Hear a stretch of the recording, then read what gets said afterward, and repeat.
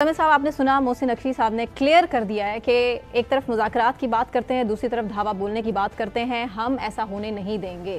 पिछली दफ़ा भी आपको स्टेटमेंट याद होगी, कोई पर नहीं मार सकता यहाँ पर। मेरे ख्याल में मुज़ाकरात हो ही नहीं रहे थे। अच्छा, ये डिसेप्शन थी और ये कन्फ्यूजन थी और ये स्मॉग थी जो पॉलिटिकल हम जिसे कहते हैं ताकि पैदा की जा रही थी। मेरे ख्याल में गंडापुर और बैरिस्टर गौहर बानी पीटीआई को अडियाला जेल में कॉल मुलतवी करने के लिए कायल करने जाते थे। वो कोई मुज़ाकरात का पैगाम लेकर नहीं जाते थे। मतलब कोई इस्टेब्लिशमेंट के या हुकूमत के पीटीआई से कोई मुज़ाकरात नहीं हो रहे थे। इस्टेब्लिशमेंट और हुकूमत पीटीआई को कोई एहतजाज मुलतवी करने की दरख्वास्त भी नहीं कर रही थी, जैसे एक दफ़ा आज़म स्वाति के ज़रिए की गई थी।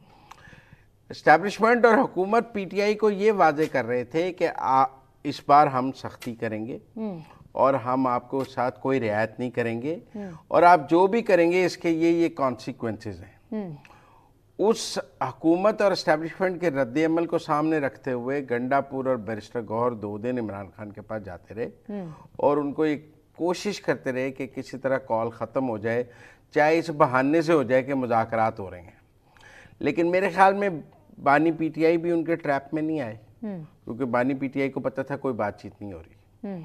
आप बात समझें, बानी पीटीआई ने किसी गंडापुर और बैरिस्टर गौहर की बातों में नहीं आए, क्योंकि उन्हें पता था उनसे कोई बातचीत नहीं हो रही, किसी से कोई बातचीत नहीं हो रही, तो ये सब ट्रैप है, फजूल बात कर रहे हैं।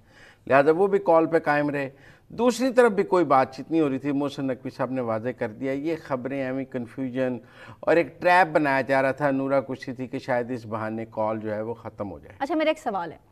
पीटीआई चार्टर ऑफ डिमांड की बात करती है, जिसमें सबसे पहली डिमांड थी कि बानी पीटीआई की रिहाई हो जाती है, उसके बाद क़यादत की हो जाती है। इस तरह तो हमें साफ नज़र आ रहा है कि रिहाई तो नहीं हुई, और उसके बाद ज़ाहिर है अगर बैरिस्टर गौहर भी गए हैं और अली मीन गंडापुर रिहाई एजेंडे में ही नहीं, मुज़ाकरात की बात हवा में उड़ गई। इसका मतलब मुज़ाकरात थे ही नहीं।